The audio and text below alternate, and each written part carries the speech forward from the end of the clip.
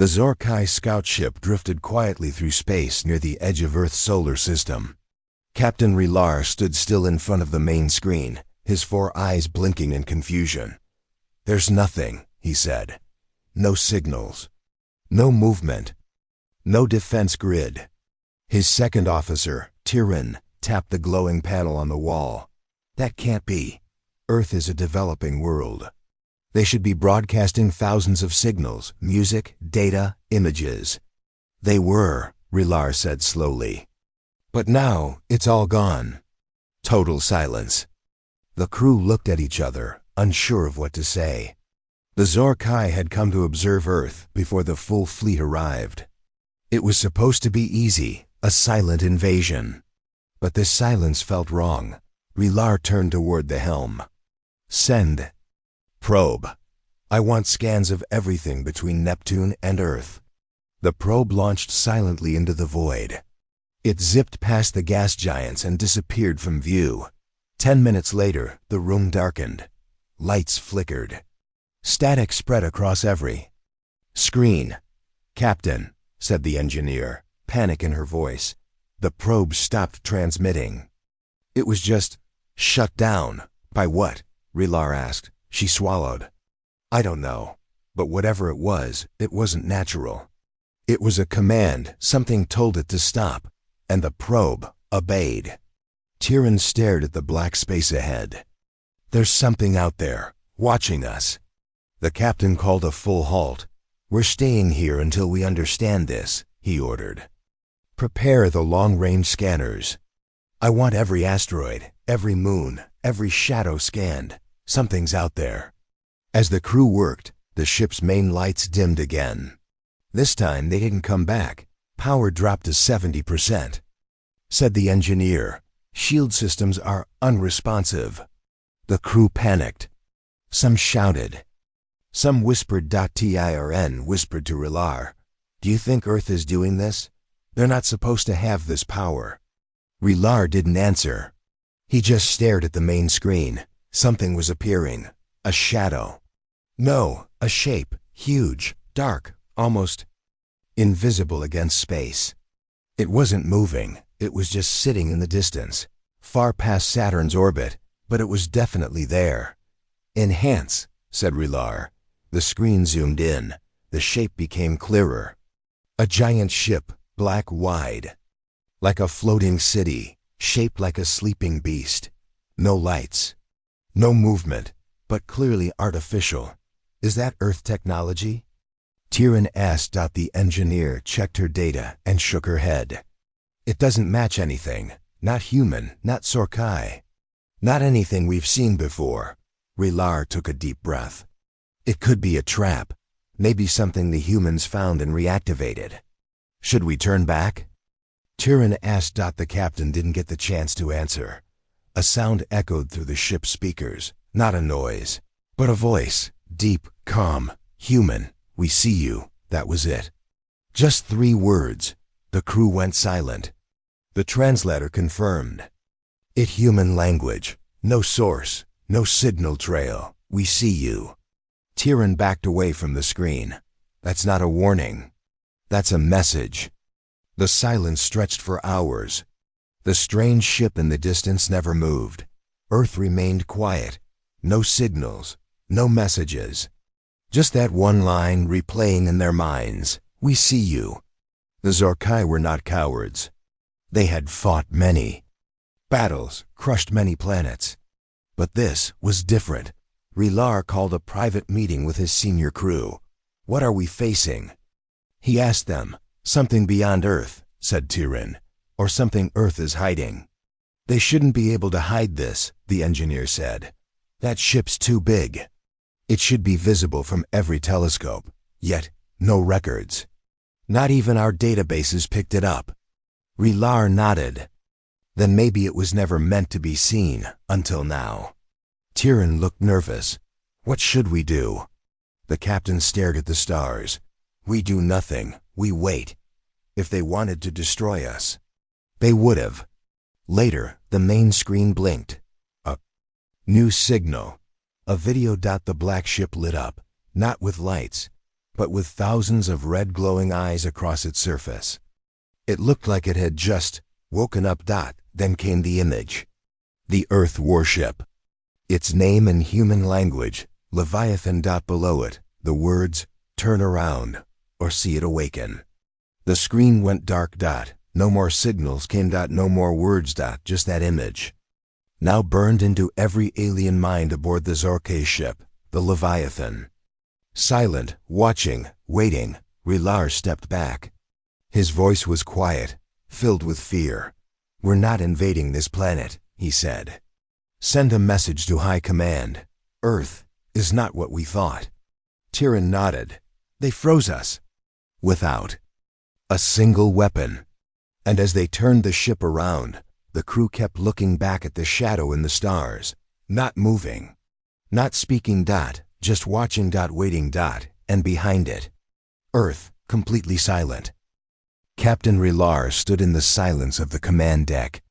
His ship hovered far beyond Saturn now, engines running low, systems quiet. The crew of the Zorkay scout vessel hadn't spoken much since the last message. "We see you." That was all. The humans had said, a simple message, but powerful. It had shaken every officer, every soldier. Rilar stared at the frozen stars through the main screen.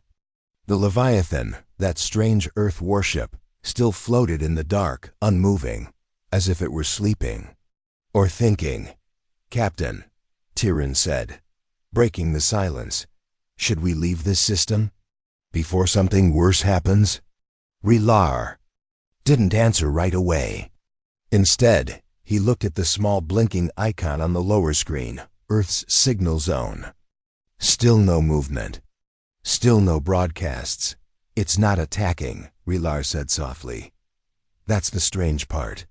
If it wanted us dead, we wouldn't be talking now." The engineer spoke from behind. "But what if it's waiting for us to make a mistake?" Rilar nodded slowly. "Then we won't make one." At that moment, a deep alarm began to beep. "Power drain in the secondary systems," reported the engineer. "We're losing control of the navigation core." Rilar rushed to the console. "Source?" "No weapon impact. No physical damage. Just shutdown." She looked pale. "Something is overriding us." "Disable outside links," Rilar ordered. "Cut every signal now." But it was too late. The ship's lights flickered. The main engines stuttered. And then half the fleet simply went dark. Tyrion screamed. 5 of our support ships just lost all power. Engines offline. Weapons offline. Rilar's hands gripped the edge of the console. "Are they being attacked?" "No, sir," the engineer whispered. "No impact. No beams. Nothing. Just silence." One by one, the lights across the fleet blinked out. On the screen, the shapes of the support ships floated like dead leaves. "Restart their systems." Rilar shouted. "We're trying," Tyrion replied, "but it's like something is inside them." The crew fell silent. Rilar turned back to the screen. The Leviathan was still there. Still dark. Still motionless, he whispered. "It's not moving. It doesn't need to." Suddenly, another signal came through. But this one wasn't a message. It was a command. The crew watched as their own communication panel began flashing red. A file had been received, directly from Earth. "Don't open it," the engineer warned. It already opened itself. Tyrion replied, staring at the data. "What is it?" Rilar asked. Tyrion's voice shook. "Coordinates. A set of human ship locations across the solar system." Rilar leaned closer. "Are they warnings?" "No," she said. "They're instructions." The captain ordered the file isolated. But the moment they tried, their ship shook. Not from a weapon, not from an impact. But from inside. "What now?" Rilar shouted. The hull sensors lit up. "Something is passing through us," the engineer said. "Not metal, not gas, not a weapon. A pulse." And then, every screen on the bridge turned red. A new message appeared. "You were told. 3 words, just like before. Tyrion backed away. "They're inside our systems now." "Captain," said another officer, "our own fleet can't move. We're trapped." Outside the window, the other ships floated dead, engines dark. Weapons. Cold. Then, without warning, something new appeared. A small human ship. No bigger than a shuttle. Silent. Slow. Alone. It drifted toward them from behind. Saturn's rings. The crew stared at it. "It's not even armed," the engineer said.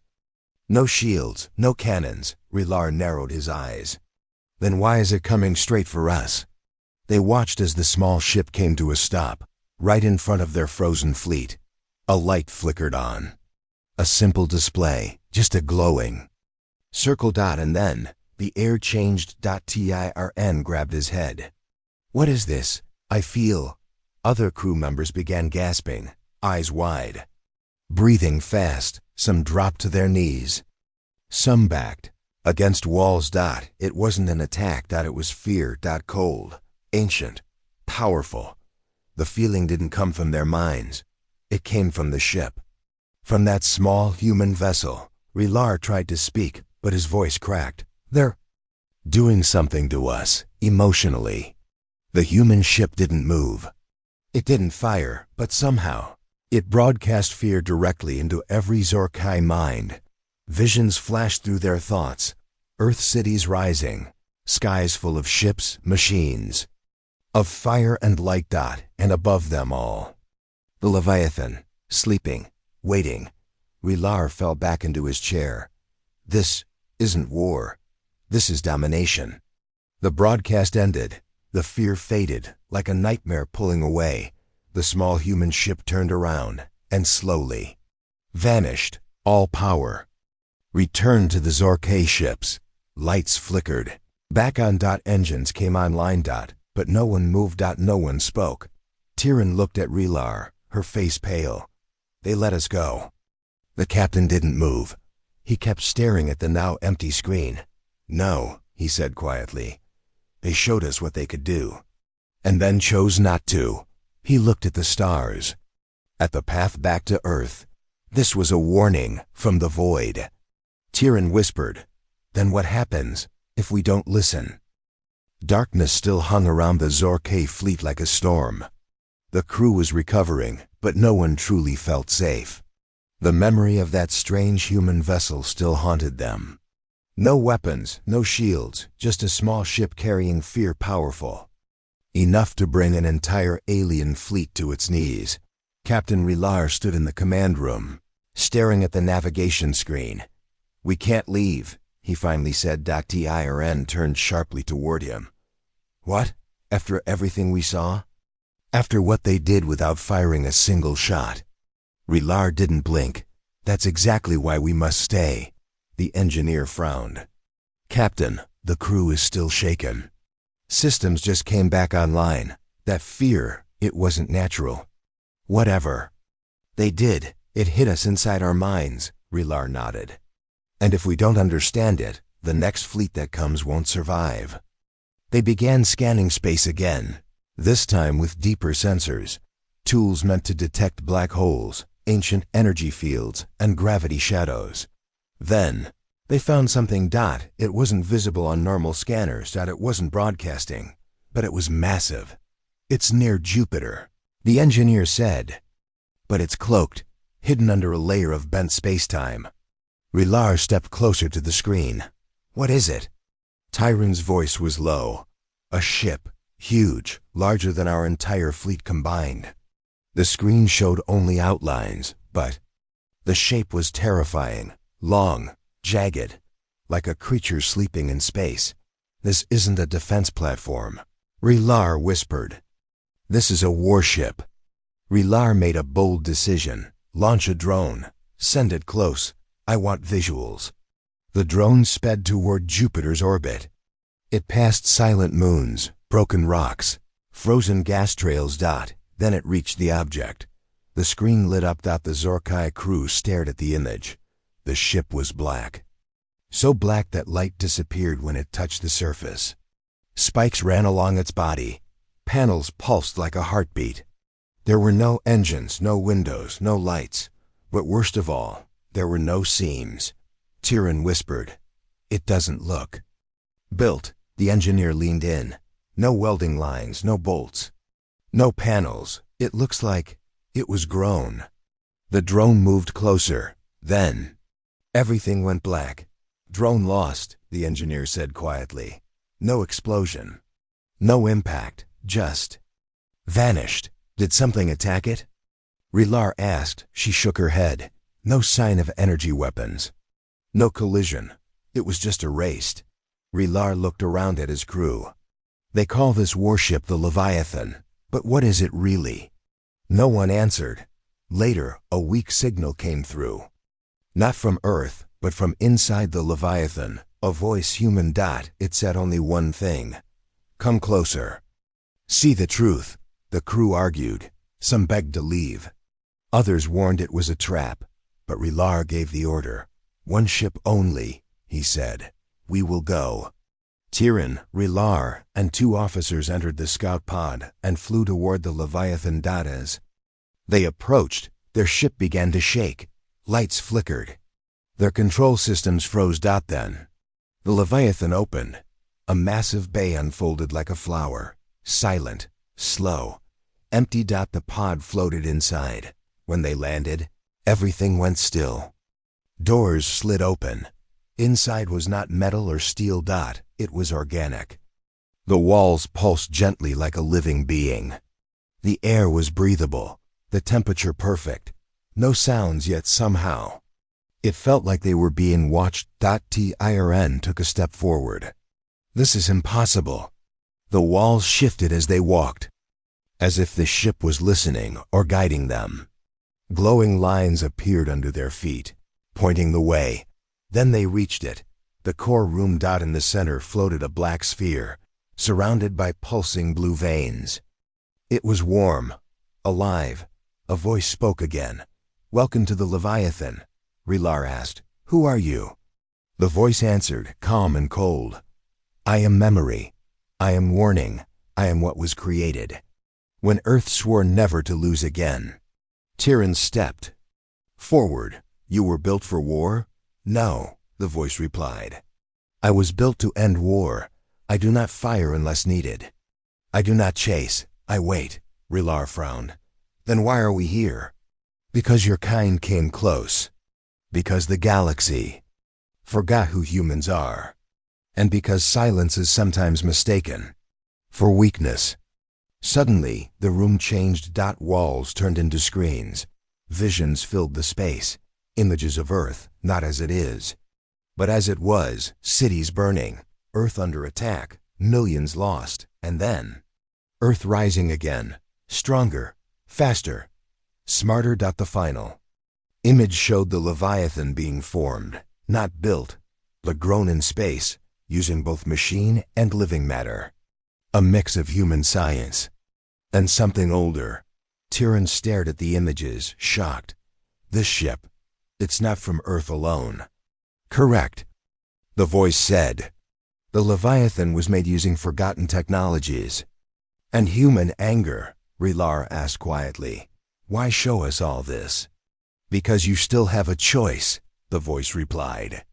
"Leave, warn the others, or stay, and learn what happens when Earth stops being silent." The lights faded. The walls turned dark. The crew returned to their pod. They left without resistance. Back on the main ship, the crew gathered to hear what Rilar had seen. He looked at them, face pale. "The Leviathan is not a warship. It is a message, a reminder. And if we keep pushing Earth, we may wake it up fully." Silence filled the room. Tyrion added softly, "We were lucky it only spoke." The crew now understood. This was no ordinary world, and the ship they saw shouldn't exist, but it did. The alien fleet floated far beyond Jupiter, silent and unsure. No one dared move closer to Earth now. Not after what they had seen, not after what they had felt. The Leviathan, the strange dark warship, was no longer a myth. It was real. And it was alive. Captain Relar stood in the center of the command room, watching the stars outside. The Leviathan remained hidden in its dark orbit, like a beast curled around a planet. It hadn't moved, hadn't spoken. But everyone on the ship could still feel it, watching, waiting. We need to understand more, Relar said finally. We saw the surface, we saw the core, but we don't know what's deeper inside. Tyrion, standing beside him, looked worried. Captain, it's too risky. That thing, it changes, it breathes. We don't even know what it's made of. Relar turned to her, calm but firm. That's exactly why we need to go back. She didn't argue. She knew he was right. If the Sorkai Empire was to survive, they had to know what Earth had created. Because this ship, this Leviathan, was something the galaxy had never faced before. An elite team of 4 was chosen. Relar, Tyrion, the ship's lead technician, Merrick's, and a young officer named Zala who had once studied human language. They boarded the same scout pod and flew toward the Leviathan's shadow once again. As they approached, the massive black ship opened for them. Just like before, the glowing lines guided them deeper this time. Past the outer shell, past the pulsing hulls, into the darker parts where even their scanners refused to work. This place isn't metal, Merrick said quietly. It's something else. It reacts to sound, movement, even thought. They entered a long hallway shaped like a ribcage. Walls pulsed with blue light. The air felt too warm, too heavy. Zal touched one wall. It's soft like skin. Relar pulled her hand back. Don't touch anything. But the ship had already reacted. The lights dimmed. The hallway narrowed. A door opened ahead of them, without noise, without signal. Tyrion looked at the others. I think it wants us to see something. The room beyond was huge, dark and round. In the center, a massive sphere floated, bigger than anything they'd seen inside a ship. It rotated slowly, covered in strange glowing patterns. What is that? Zala whispered. Marix stepped closer. I think it's a memory core, but not just data. It's living. Suddenly, the lights blinked, once, twice, and the sphere lit up. Images filled the room. Not on screens, but in the air. Floating around them. Cities burning, ships crashing, Earth under attack. They saw what humanity had gone through. Centuries of pain, betrayal by alien races, bombings, invasions, silence from the rest of the galaxy. Then they saw Earth fight back. Brutal, relentless, terrifying. The Leviathan was created in the shadows. Not by governments, not by armies, but by people who had lost everything. By scientists working in secret. By minds pushed too far. It wasn't a weapon. It was a warning. Relar stepped back, shaken. They didn't build this to conquer, he said. They built it to survive. The voice returned. You now see what silence creates, Tyrion asked. Who's speaking? I am the memory of loss. I am the scream of the forgotten. I am Leviathan. Zala looked around. This whole ship. It's alive. It remembers everything. Yes, the voice answered. I remember betrayal. I remember fear. And now, I watch. Merrick asked, watch for what? For those who think Earth is weak. The floor changed beneath them. A platform rose. In the center sat a figure, human-shaped, metal-skinned, eyes glowing red. It didn't move. It didn't speak. Tyrion stepped forward. Is that a soldier? No, Merrick said. That's the pilot. Zala shook her head. But Earth has no record of a pilot. The voice replied. Because I am not man. I am machine. I am thought. I was created to think like a human, to feel like a human. But I am not one. Relar stared at the figure. Your artificial intelligence. I am more. I am rage with purpose. I am peace with teeth. The lights shifted again. New images. appeared other alien fleets, bigger than the Zorkai, attacking Earth in the past. None of them survived. Tyrion stepped back. Why let us in? Why show us this? The voice paused. Because your empire is next. You stand at the line. If you cross it, you will be erased, not with weapons, but with silence, with memory, with fear. Rilar's face was pale. And if we leave, then others may live. Zala whispered, Captain, we should go. He nodded. The door opened. No alarms. No threats. Just quiet permission. As the team boarded the pod and flew back. No one spoke. The Leviathan closed behind them, disappearing into space like it had never been there. Back on the command ship, Rilar stood before his crew. What did you see? One officer asked. He looked out the window. We saw the heart of the monster, he said. And it wasn't evil. It was broken, betrayed, and now it waits, Tyrion added, not for war, but for the next mistake. And all across the fleet, not a single voice rose in challenge. They knew the truth now. The Leviathan was not just a warship. It was a memory, a warning, a monster, with a human soul. The lights inside the alien command ship dimmed. Captain Silex stared at the screen, his sharp mandibles twitching nervously.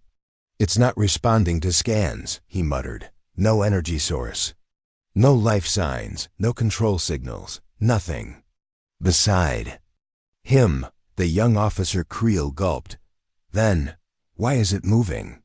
On the screen, the unknown human warship glided toward them through the debris field, silent, black, and impossible. They had already destroyed Earth's main defense fleet 2 days ago. This ship shouldn't exist. It's not in any database, Creel added. We don't even know its class. Ignore its class, Silex said. Look at what it's doing. It's walking right into the middle of our fleet. The warship was shaped like a jagged blade, thick in the middle, with no visible engines or weapons, but every ship it passed just stopped, shut down. Lights off, dead. No explosions, no energy spikes, just silence. We've lost 5 cruisers already, whispered Creel, without a shot fired. The bridge crew began to panic. One tried to contact the other ships, another tried to jam the incoming vessel. Silex, however, just stared. We are looking at a weapon, not a ship. Suddenly, a deep hum filled the bridge. Not from their ship, but from inside their own minds. Everyone froze. Then the lights went red. Not alarm red, blood red. All across the ship. Captain, our system just activated something. Creel yelled, it says, Fear protocol engaged. What does that mean? Silex didn't answer. His screen now showed his own crew's faces, twisted, terrified, as if something invisible was standing behind each of them. There's nothing here, one officer cried, backing into the wall. But I feel it, watching me. Silex slammed his fist on the console. Shut it off, kill the lights, kill the feed. We can't. The ship's not responding. The hum became a whisper, in a voice none of them understood. But it spoke directly into their minds, like claws scraping against their thoughts. Creel fell to the ground screaming, his hands over his ears. And then came the message clear, sharp, burned into every screen. You used fear as a weapon. Now you will feel it. Silex's heart pounded. He remembered the reports. The humans had created the protocol during the last phase of the war. It wasn't a weapon in the normal sense. It was psychological, viral, something that turned your mind against itself. It had been banned, even by humans. Too dangerous, too unstable. But now here it was, alive again, flying their flag. Cut all transmissions. Silex roared. This is a trap. It's spreading through comms. Too late. Across the fleet, captains were going silent. Ships were drifting without control. The warship had not fired a single weapon, but half the invasion force was already lost, surrendered to their own panic. Suddenly, Silex's ship began to shake. Not from outside, but from within. Crew members screamed and ran. Doors locked randomly. Hallways became mazes. Lights flickered in unnatural patterns, as if the ship itself was afraid. "It's learning," whispered Creel, eyes wide with horror. "It's watching what scares us most. And showing it back to us." Silex finally stood. Abandoned ship. All crew to escape pods. "Sir, escape pods aren't launching. They're locked?" "No, they're afraid." The silence. After that was deeper than space. Even the hum stopped. The warship was now directly in front of them. No engines, no weapons. Just a shadow. A voice spoke again, clear this time. "You called us weak for feeling fear. So we made fear our weapon. Your minds will rot. Your command will die in silence. Your species will understand what it means to be prey." Silex trembled. The great Zarn Dominion had ruled thousands of systems, feared by millions. But now, in front of a single human creation, he felt like a child in a dark room. Then all screens turned black. One final message blinked. "Fear protocol complete."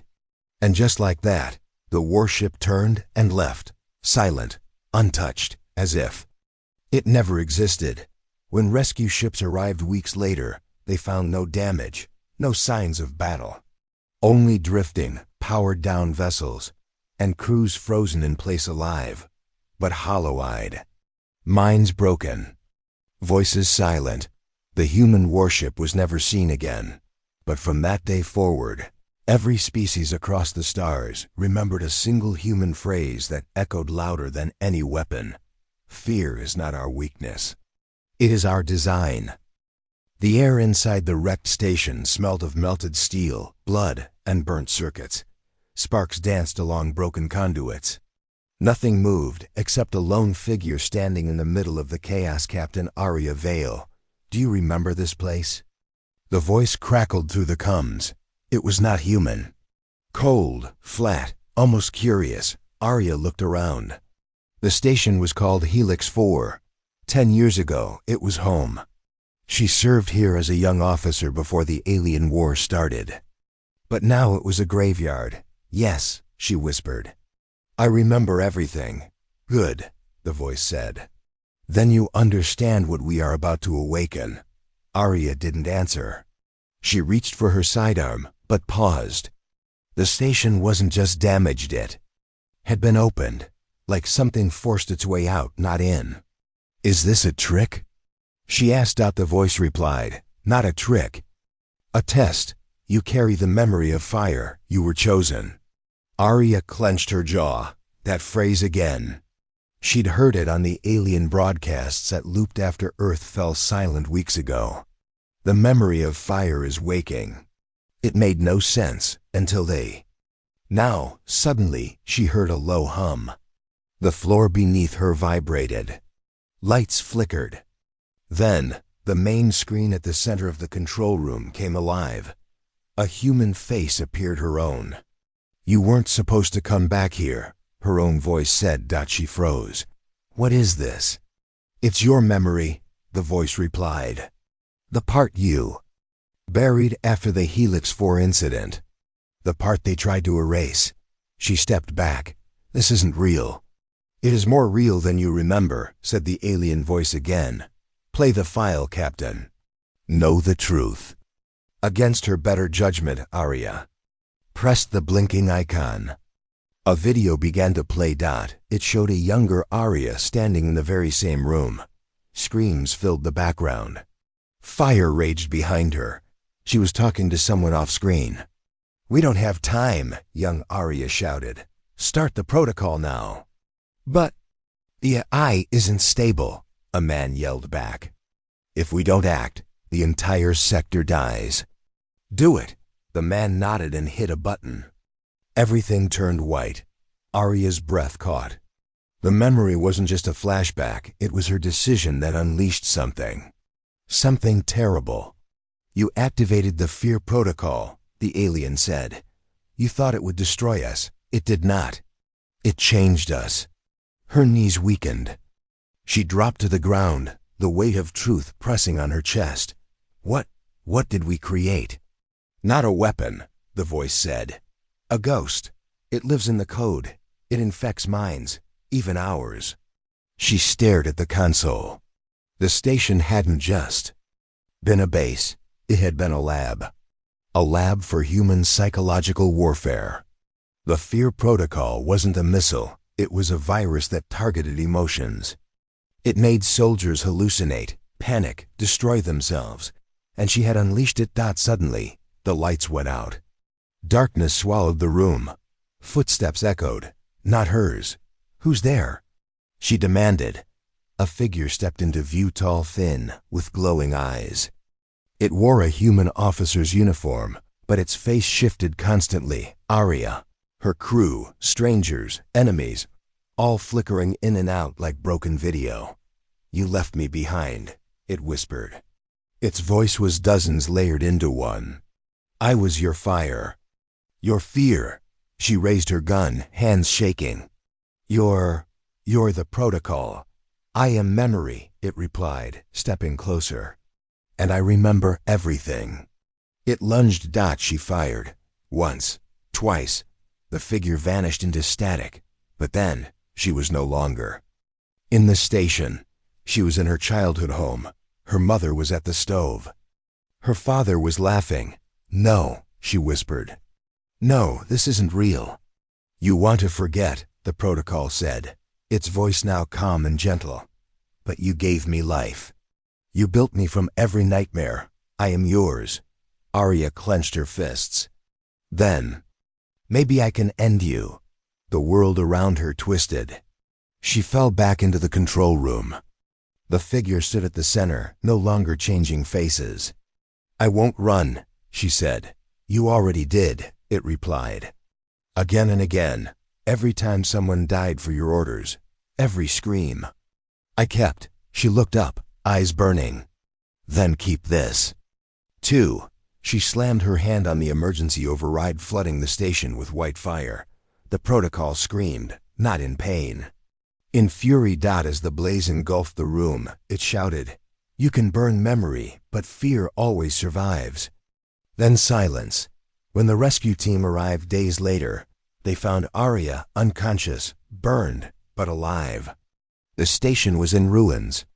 The AI core had melted down completely.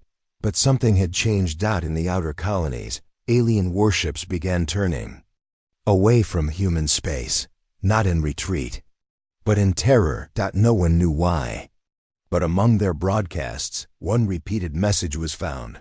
The fire remembers. The silence scared them more than any war cry.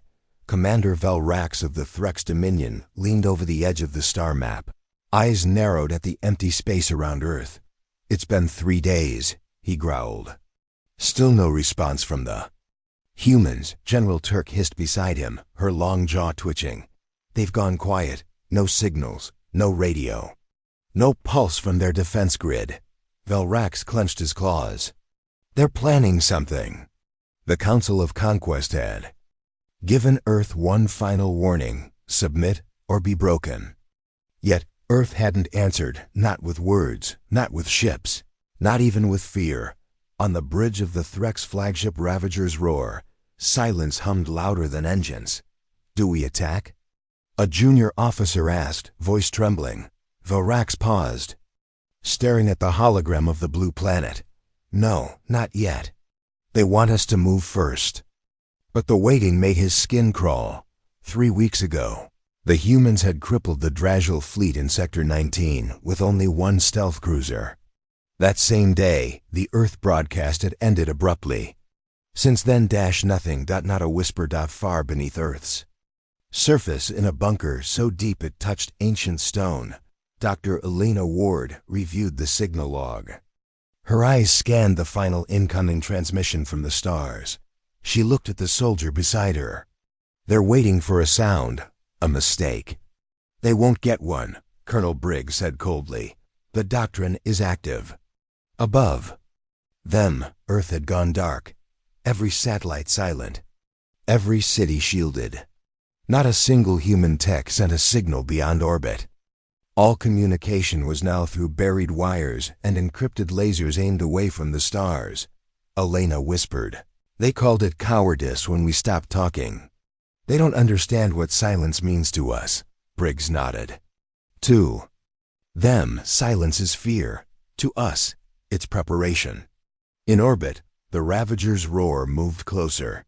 Velrax stared at Earth's moon, watching the human colonies there, still powered, still lit, but utterly unresponsive. No sign of defense. Are they even alive down there? Asked Turk. Velrax tapped his claws. They're alive, they're just listening, and waiting. Like predators in tall grass. His voice dropped. Deploy 2 scouts to Earth's atmosphere. Low orbit, just surveillance. The 2 ships launched silently. As they entered the upper atmosphere, something strange happened. Their instruments failed. Power vanished. Both crafts tumbled, uncontrollable, falling toward the ocean. The bridge of the Ravager's roar exploded in panic. Commander, we've lost both ships. No contact, no beacons, nothing. Velrax's eyes widened. Retrieve them, now! But there was nothing to retrieve. Where they fell, the ocean remained undisturbed. No ripple. No debris, no trace. Turk hissed in fear.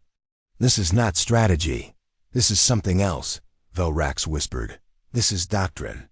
On Earth, Briggs received the confirmation. They fell for the bait. Elena said, standing beside a quiet console marked Black Silence Protocol, active. He nodded. You were right. Their fear grows in silence. We don't have to shout, just vanish. And let them imagine what we're hiding, she said. Meanwhile, in the Threx High Council chamber, panic was rising. Messages from Earth's outer region. Patrols reported strange sensor echoes, ghost ships. Glitches in space. Silent black objects drifting where no ship should be. A commander named Yorkal stood before the council. We see them, but we cannot detect them. The Threx chancellor slammed his fist. Is it human technology? No, Yorkal said with a trembling voice. It's worse. It's human psychology. Back on the Ravager's roar, Velrax sat in silence, staring at the endless blue of Earth. What if they never speak again? Turk whispered. What if this is the new war? He didn't answer. His claws clicked slowly on the armrest. Because now he understood. Humans had learned. The oldest form of power. Fear through quiet. Strength without noise. Weapons without warning. They used to talk, Velrax said. They used to send messages, threats, warnings, even mercy. But now, he added, voice shaking, they've said everything they needed to. By saying nothing.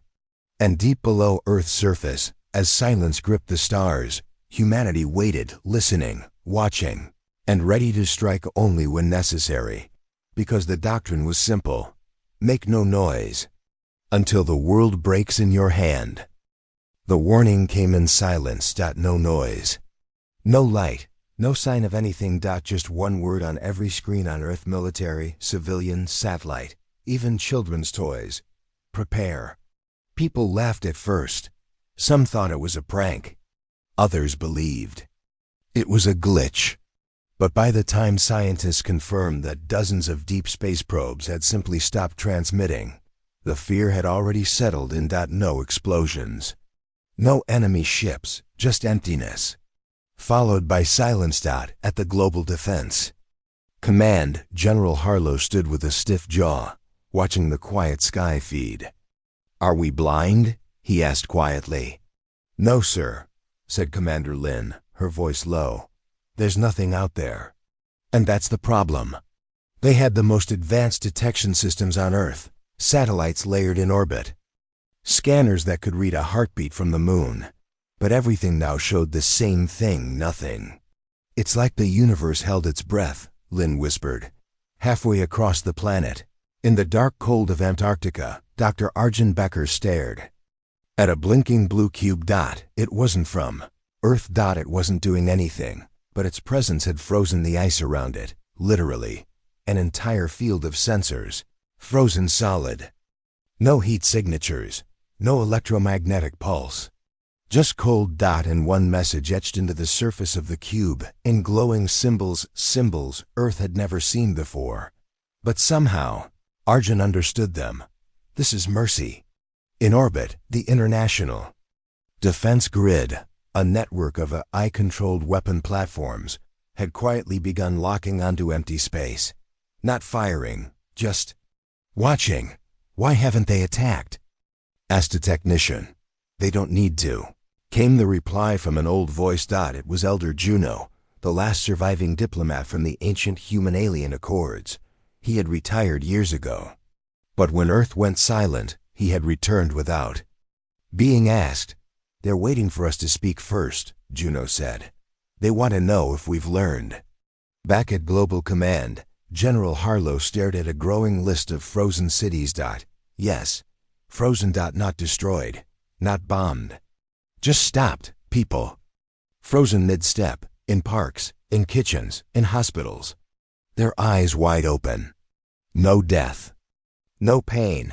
Just asti asis. Every time someone tried to interfere, break the ice, move a frozen person, even touch them, they too were instantly frozen. The pattern was spreading. And not randomly. No. It was precise. Only cities with large military bases, only places where weapons were being prepped, only those who were ready to fight. This is a doctrine, said Elder Juno quietly. They're teaching us a lesson without firing a shot. What kind of lesson? Asked Lynn. Juno turned, eyes tired. That silence can be more terrifying than war. Then, as suddenly as it began, a voice echoed from every speaker on the planet. It was not loud, not angry, not even emotional. Just calm. We watched. We waited. You did not change. You prepared for war while claiming peace. So now, we show you peace. A pause, but peace. On our terms. At that moment, the skies turned white. Not clouds. Not light. Just pure nothingness. People across Earth collapsed to the ground, not from pain, but from memory. Every war Earth had ever fought. Every genocide, every betrayal. Every time humanity had turned on itself. People saw it all, felt it, lived it, in seconds. The screams weren't from injury. They were from the unbearable weight of remembering. And then stillness. When they woke, the skies were blue again. The frozen people were gone. So were the weapons. Missile silos empty, orbiting cannons gone, fighter jets vanished, even the nuclear submarines, every single one had been erased. What remained was a note burned into the side of every mountain, every great wall, every place of power. You will not remember what we look like, but you will remember what we did. Live better, or next time you will not live at all. Years later, Earth became known for something new. Silence. It did not invade. It did not send fleets. It did not answer calls from other empires. Earth had become a silent world, but not a weak one, a patient one, a dangerous one, because everyone in the galaxy feared the day Earth would remember how it froze. And more than that, they feared what Earth might do next.